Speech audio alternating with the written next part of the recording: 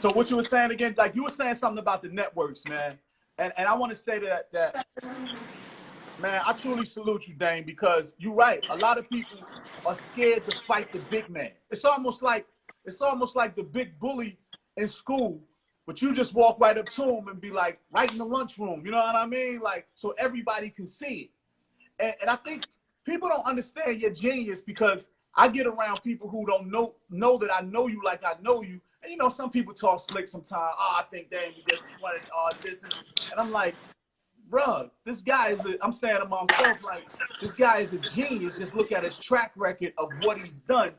And people don't realize that you share that with people to be partners, but you don't take disrespect from the bullies. And in this case, man, you're saying that WeTV and E1, they become bullies. Like walk us through that. Okay, so here's the way the TV business works. A black guy or a woman will have an idea. If they go to the television network, We Channel, they'll say no, because we don't think you can execute it. Go get a production company that's owned by someone white. That's fact. Period. So then you have to go to an E1 and, you know, tell them your story. Then We Channel will do the deal with E1. E1 controls the budget. E1 skims the whole budget. And then they make us look stupid, right? So they got a budget. They'll say, look, we're going to give you $400,000. Bring us back a show. We don't care how much you spend. Just make sure you bring us back a show. So what they do is make sure they pay nobody, not the people that had the idea for the story, not the people that's in front. All they do is put you in a scenario where you get drunk, do some stupid shit. They capture it and tell you to go walk through a strip club and get paid for that, right? And then what happens is every time we fight, one of those executives that are white that got us to fight get promoted. I've watched this shit happen. Wow. So you know, and look, for growing up hip hop, Tatari, it was his idea. Right. I come in the office, it's mad posters of black families, black TV shows. Every single office, white. The smallest office, closest to the lobby, is where they got Tatari. And then, after about 2 years, I don't even see him no more. I only see Jennifer Gardner, the showrunner, who continuously will smile in our face and know our concerns and then say, oh, guess what? This is his concern. And then they tell you what button to push and literally divide us and pay our children like, yo, don't see him for a week and we'll pay you more money, and tell them this on camera and other things like that. So that was my personal thing. But overall, our stories aren't told by us. We have to go through gatekeepers that skim and then tell a different story. And the networks won't even work with us. They only work with us when we're under them. And then when they walk into the room,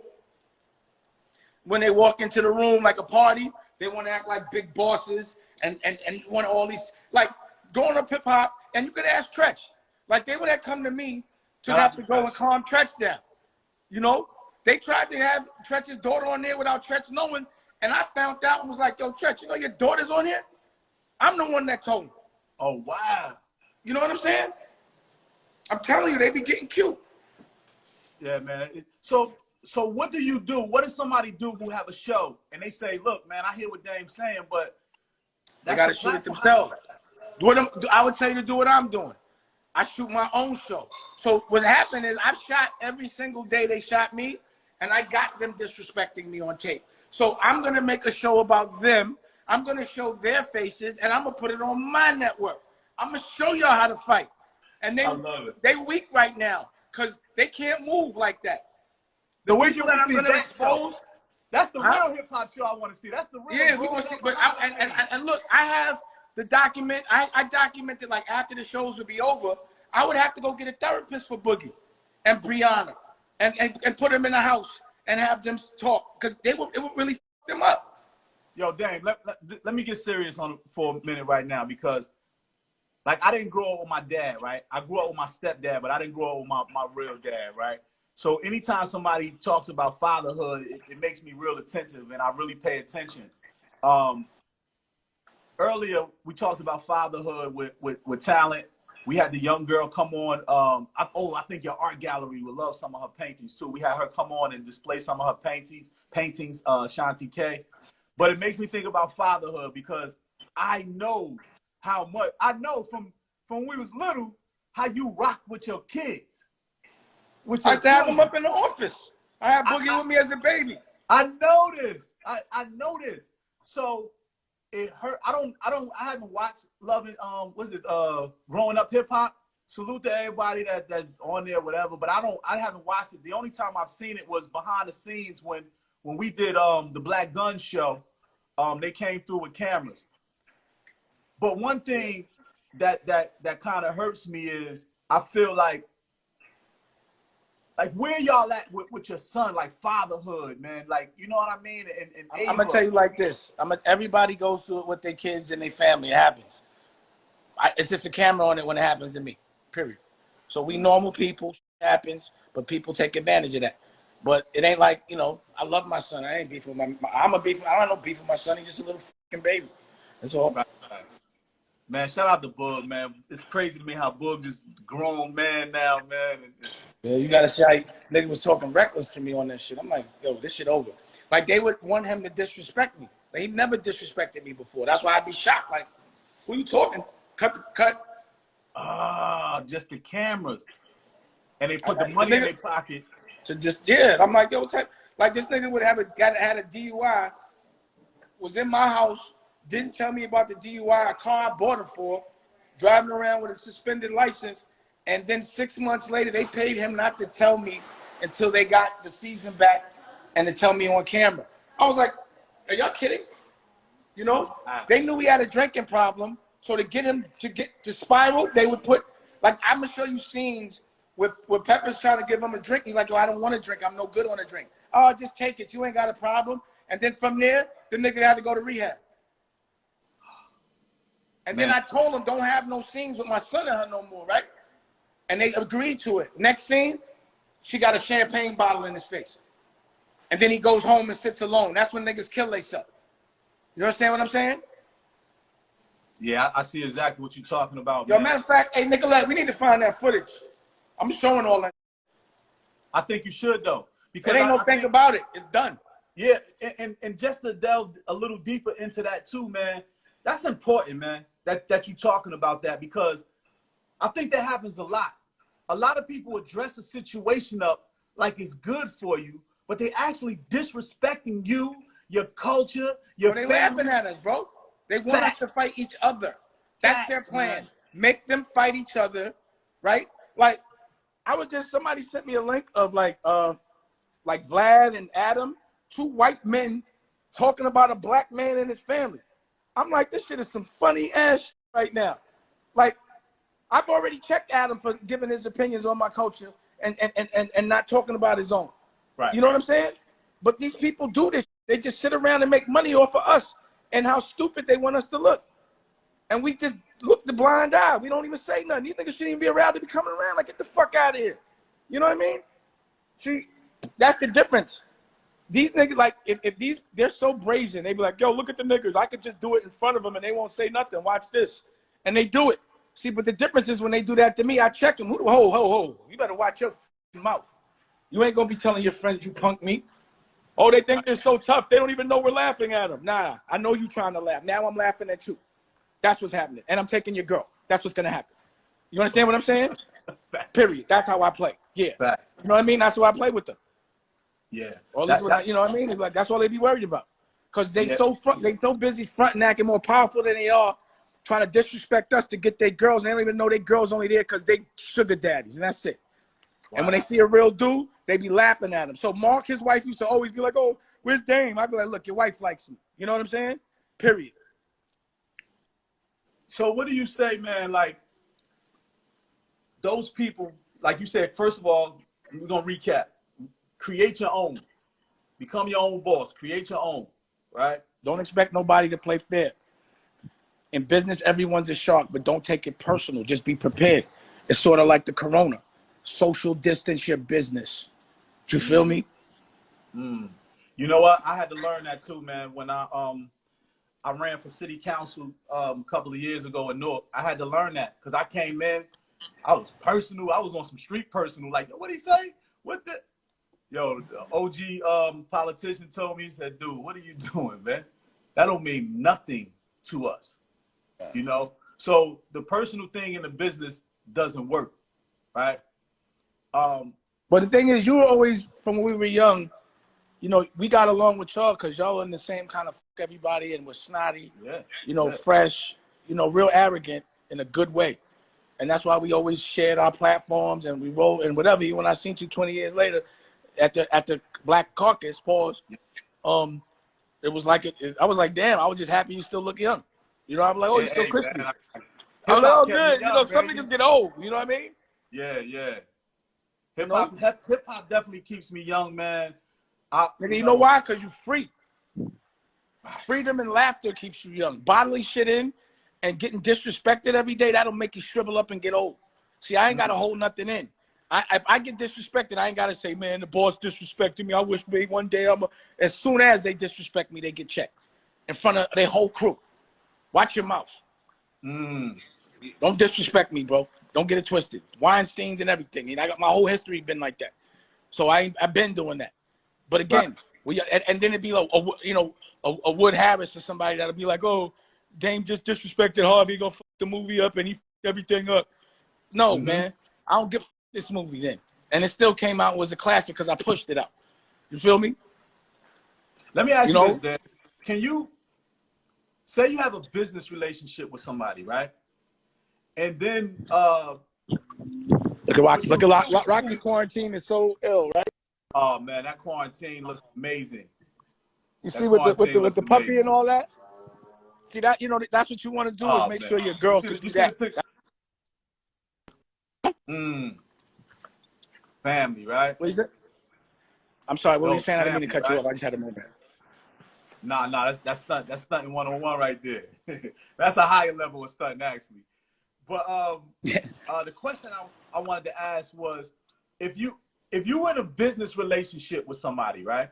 But you also have a personal relationship with them.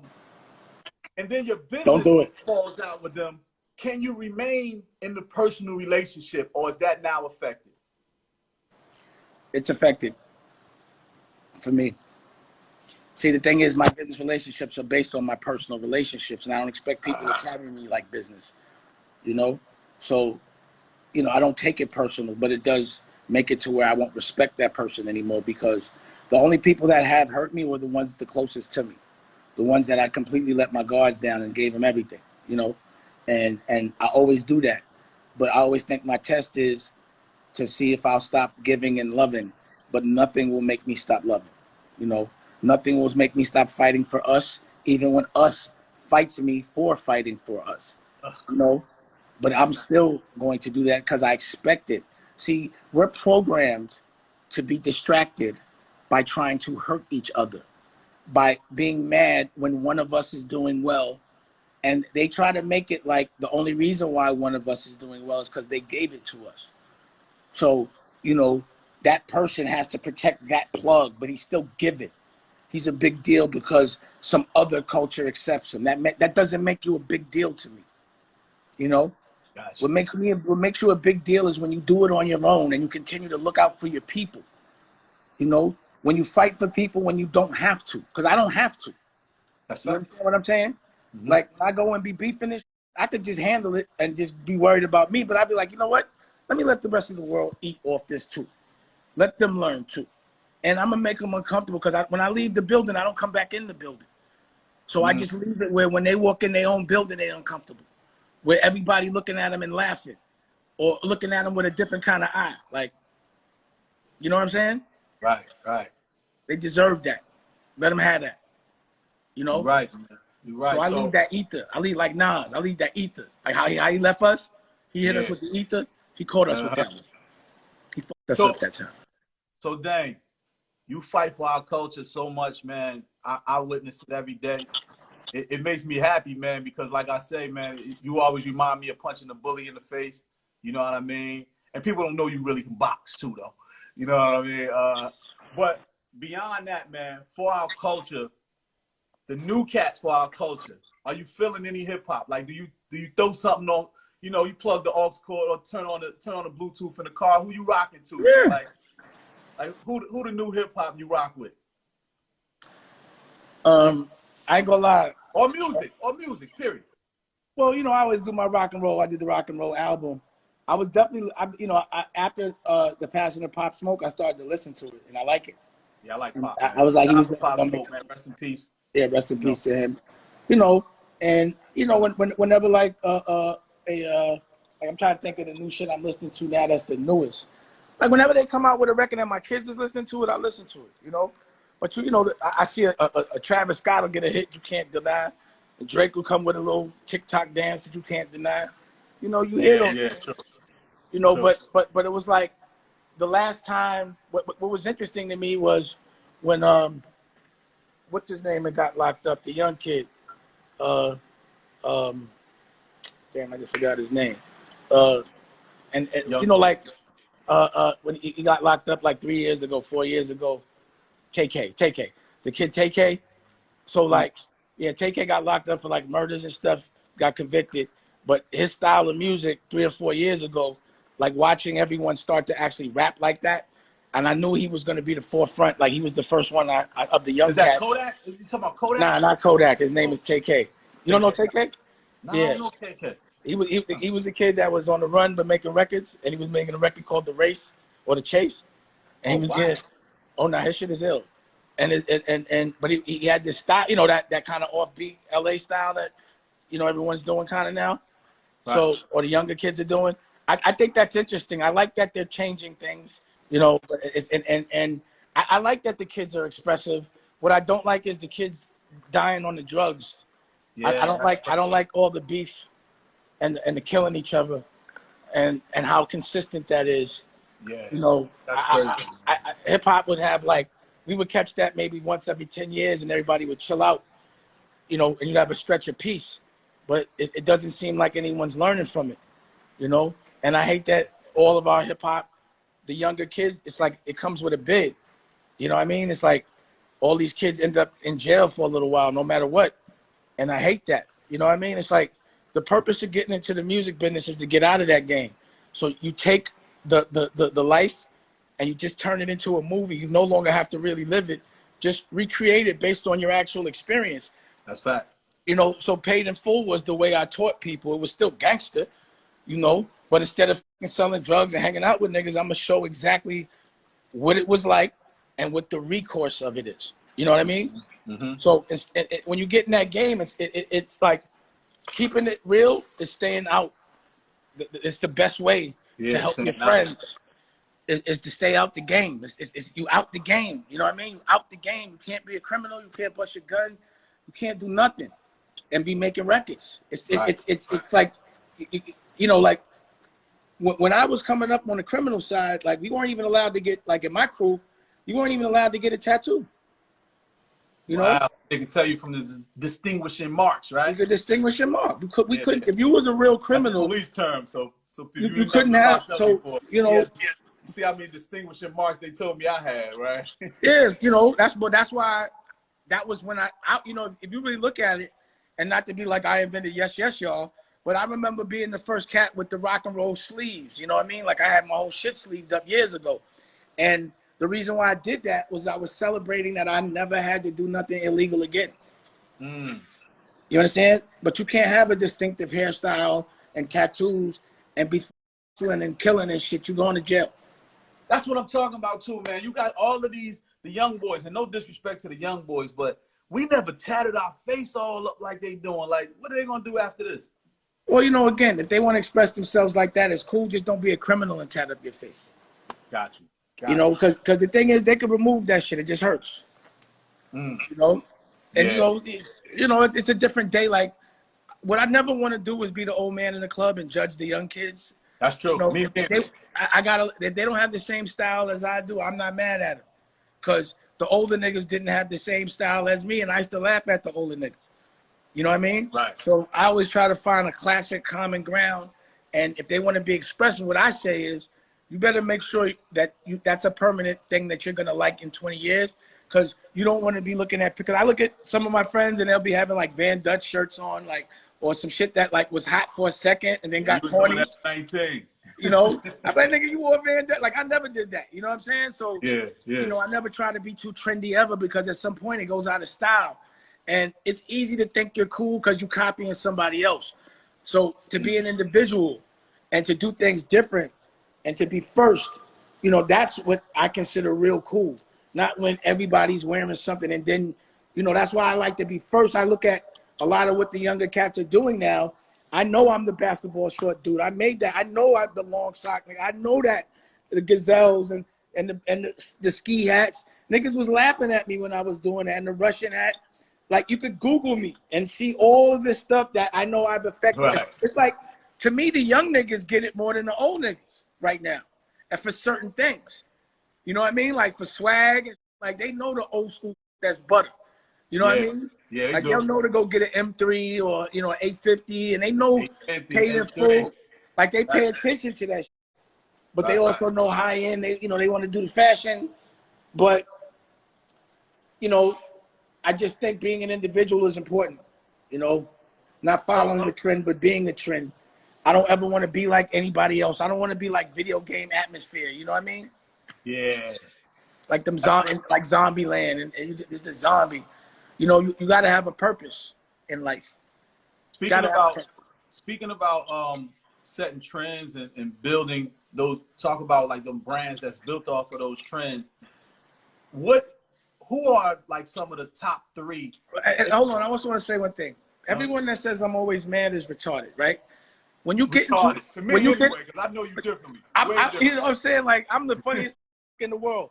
When the boxer gets in the ring, they're not laughing, you know?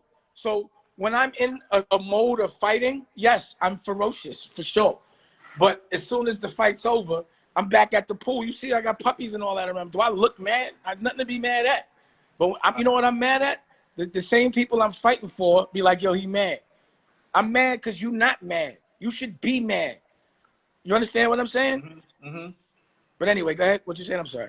Speaking of, just bouncing off of that, are there any, like, give me 3 dudes or women in the game that you respect their hustle, that fight for our culture, that build brands, empires, that you respect their hustle in a way, you know, similar on the same path you doing it? Because, you know, a lot of people they respect people because they got money. You know, they respect people because they're famous. But sometimes you got to respect the core, the character of that woman or that man. You know what I mean? Like, who out there in the entertainment business, you respect their grind and their hustle, that they really doing it or have done it already? There's people, like no one's perfect, right? So there's things I admire about everybody, even if I don't like them, like their resilience, you know, the fact that they may, you know, go to that extent that no one else will. They'll do shit I won't, and I'd be like, yo, I gotta respect that, but I wouldn't do that, you know, shit like that. You know, being consistent. I think whoever's still relevant now, whoever got like a 40 plus, and they figured out how to do something, and their names are still being brought up every day, you gotta respect them. You know what I mean? You gotta respect them.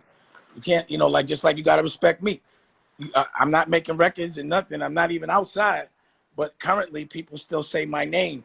Like that topic, the Dame Dash Jay-Z topic, it still comes up every day. It's been 20 fucking years.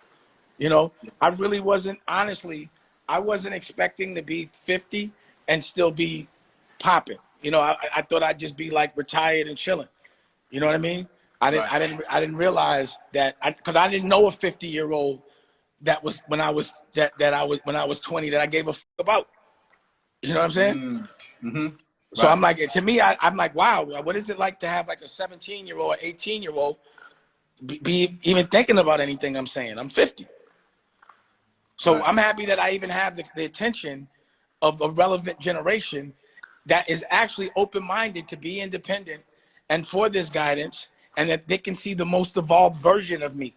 You know, the one that's not pouring champagne on girls, the one that's making sure they got puppies and eating healthy food and laying by the pool chilling safe. You know what I mean? So with that being said, you've been rich a long time, Dang. You've been rich is life a long time. Yeah. So now, what does the 49-year-old Rich Dame tell the 29-year-old Rich Dame? Number one, to social distance, to bet on me as opposed to making money off other people, and to make sure my books, like, don't count on the accountant to do my fucking books correctly. Because all the jams I've been in, I paid not right now.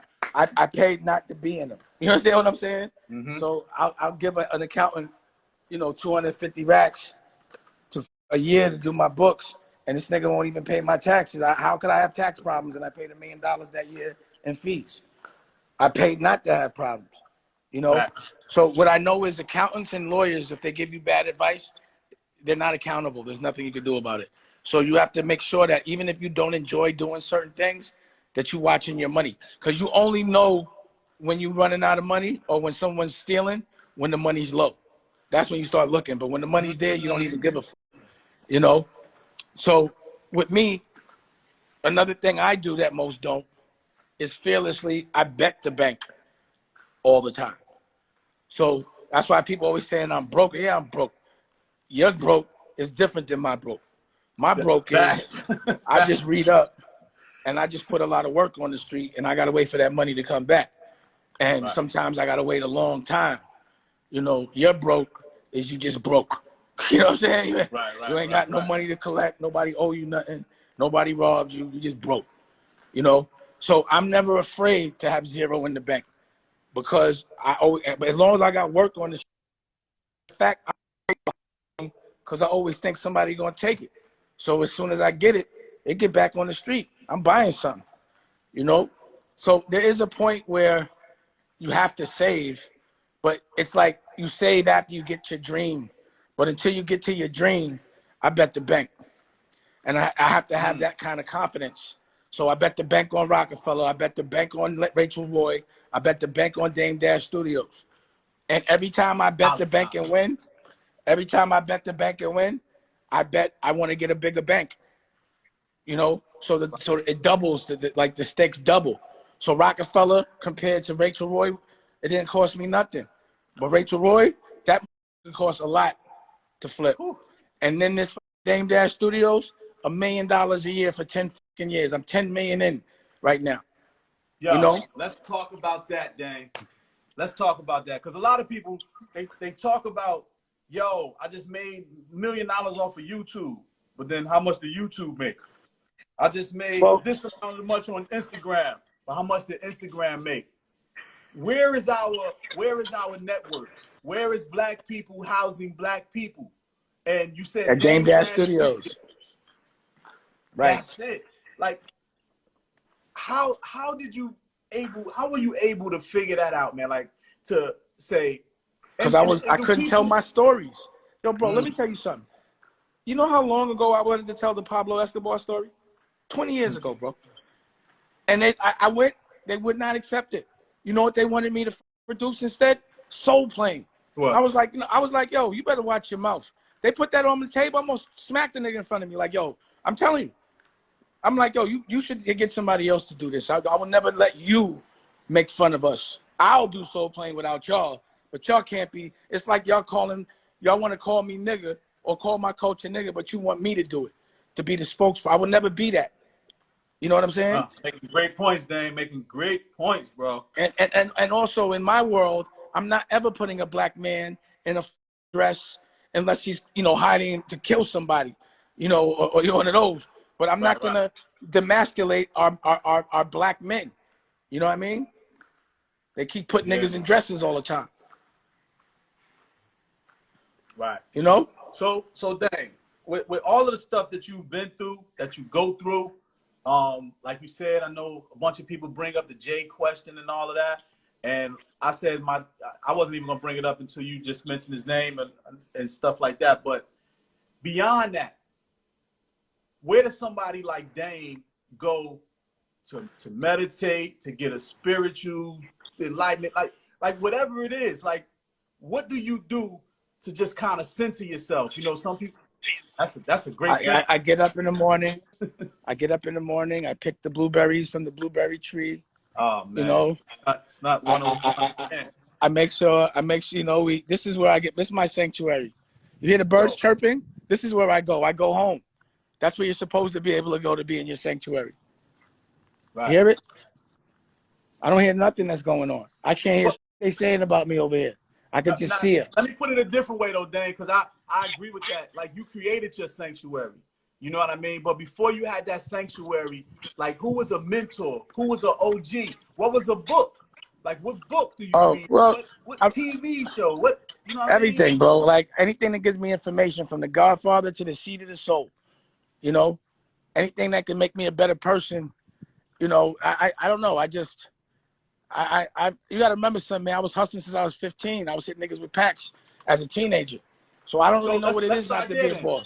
Let's start there then. So let's start there then. So 15 years old, right?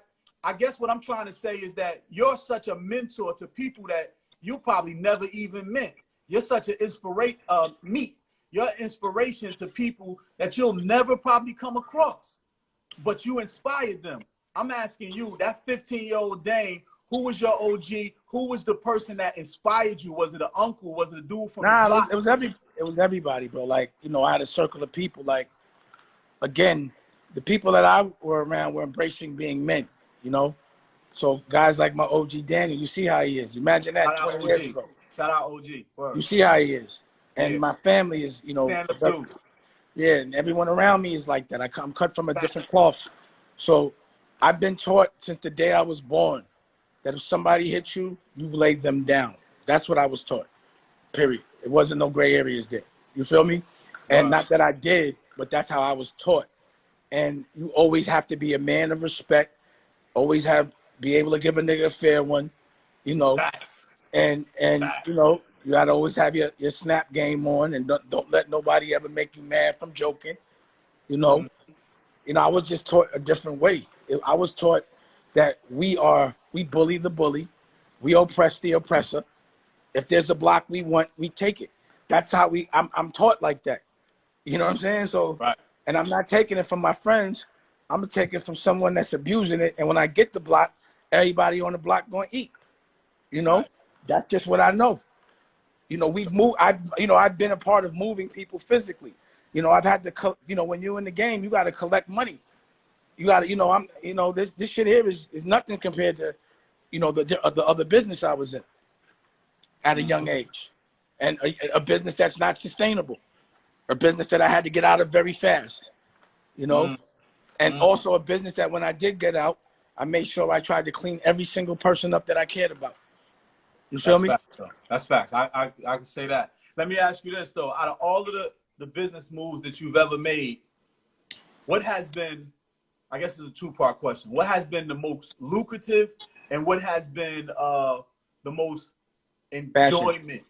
Fashion. So fashion is that gang, huh? That's been the most fun too? Like, you had a lot of fun, Dane.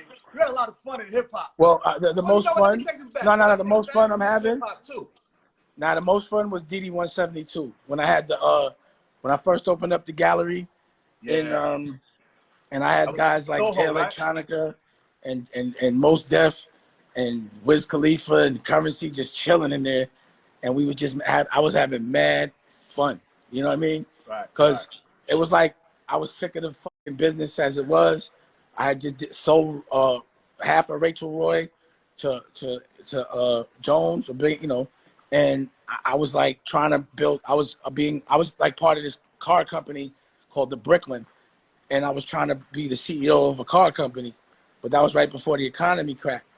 And the building it was Malcolm Bricklin. I don't know if you remember the Bricklin, but the building that they had was insane. And when they went out of business a couple months later, I just took the building, and it just became a creative place. And look, I made magazines. Like, look at this. Like, you know, look, I got MERS. Look at this. I had, look, Blue Rock Magazine. Look at this. Wait a minute, Dan. Hold up. You in your crib, and you got your magazines on the coffee table. My books, my coffee. I love it, man. My daughter's books. But look, you see all that? That was the basement. I'm doing this. This was 2010, bro. Look at this. I'm doing, you know, I had Pepsi in there. You know, I had Jim performing in warehouses doing rock and roll. Right. You know, I had the watch company. Look, all these festivals. You know, I was doing it 10 years ago, bro. I was doing shows in synagogues. You know, but still rolling around on jets. You know what I mean? Going to China. This is in New Orleans. Just rented out a whole motel with Currency and Mos Def, and just it was haunted though. That shit was haunted. You know, had other magazines, had the Girly magazine. That's us in China. You know, all that Black Keys and all that rock and roll, like art gallery openings. Like I was creating culture. You know, look, this is my staff. Look, this is Rocky was like, this is what be in my building on a random day. Rocky said, everybody come outside and take a picture. This is how many people was in that was my staff. Wow.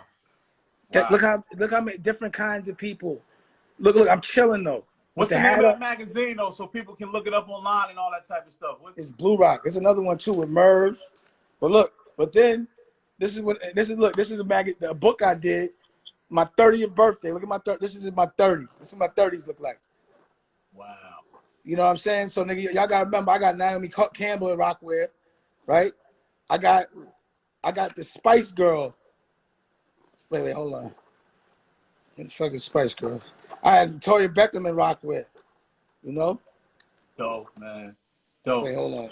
Look. Look, this is my 32nd birthday party at my club. Crazy. You know what I mean? Who that? You know what I mean? Jay down at the bottom. Thought that was fast.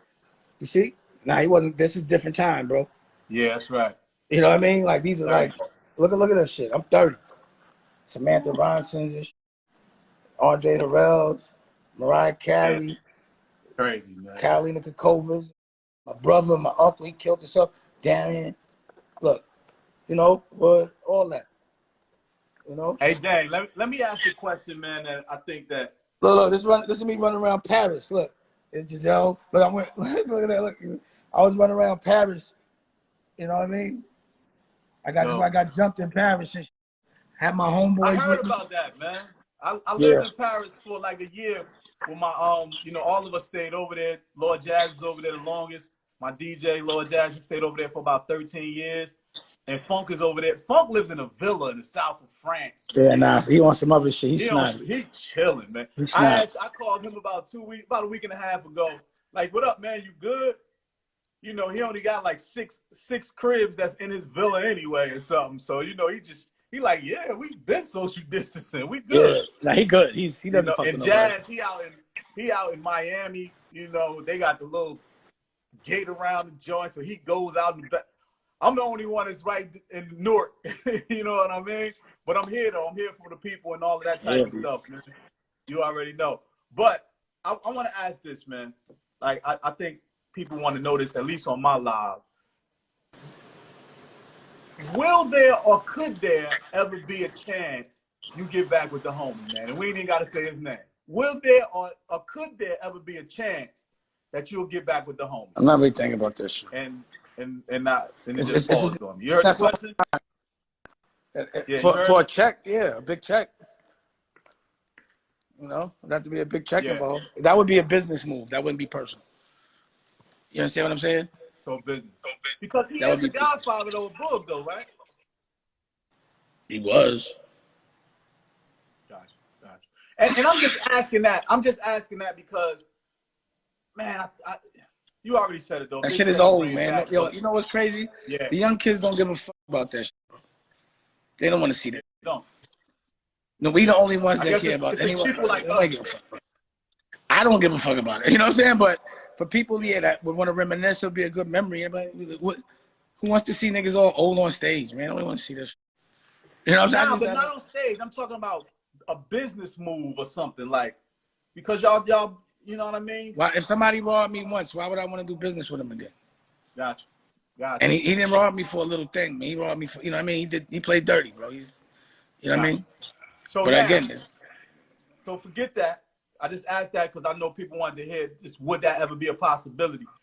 But now, man, you have Dame Dash Studios, bro. And I have to say this, like I bought my subscription probably over 6 months ago, probably like probably almost a year ago.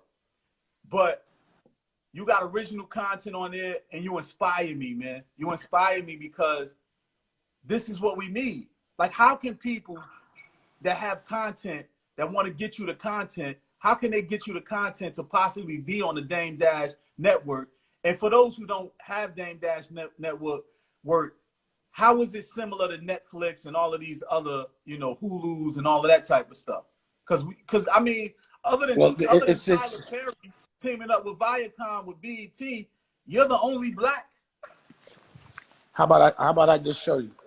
But number one, I have programming with a point of view, and you know, there's docuseries, there's music, but it's just coming from us, from a real authentic place. It ain't no sugarcoat. You feel me? And that's what's different. And it's the same technology as Netflix. It's the same shit. Ain't nothing different. No one play no music? Nah, you can play it out here. You know what I'm saying? So right.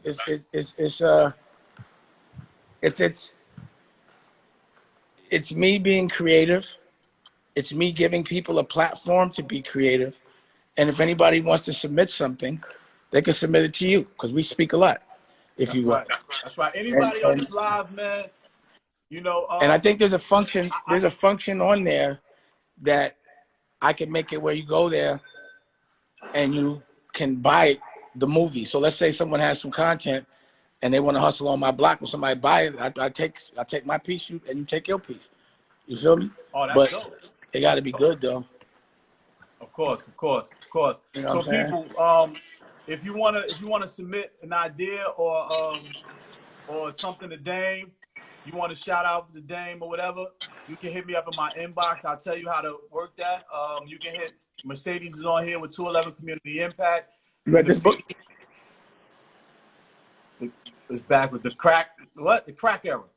Yeah, Kevin Childs' book. Don Diva. Hey man, that's a heck of an era, man. That was a mean era. You need to read that book. Yeah, I'm gonna check it out. You know, I'm working on Paid in Full Part 2 as well. Oh my God. You know, I just want to audition, baby. I just want to audition. Actually, yeah, I want to see, be that's the thing. You don't do that. Joint. You don't have to audition. You good. I just want to be one of the producers with you or something on that. I want to partner with you. All right. You know, we can partner. You know what I mean? Bring the bag. Bring the bag. Bring the bag. Hey, man, I hear it. Now bosses can always partner up. Back to Dame Dash Studios real quick, because I don't want people to get lost in this Dame Dash Studios. Anybody on this live, man, I know it's up to like 410 or something like that. I want you to go to Dame Dash Studio. You can download the app. It. You can get a free trial, right? You can $7.99 a month. You can play for the whole year. You know, I think it's something that we need to do, because we always talk about supporting our own, supporting our culture. But if you don't support people who directly move the needle forward in our culture, then you're really not supporting our culture. So boom. I hope our shit is hooked up. Nice. Yeah, see? So, you know, it's a real streaming service. I got real movies up there. You know what I mean? Hey, hold on. Let's go to the... I was just about to ask you that. What's the programming like? Is there fitness? Is there health? Is there... It's all that. Look. Spiritual? Look. Okay, first of all, we got the... Let's go. This is one that you actually made happen, Y'all Nation. Yes, sir. I'm happy about that. Me? Let's give it up for Y'all Nation, baby. We got Y'all Nation. Big shout out to the Bishop. Shout out to Bishop. Hip-hop. You know. The Bishop of then this one is baby. Indie Life.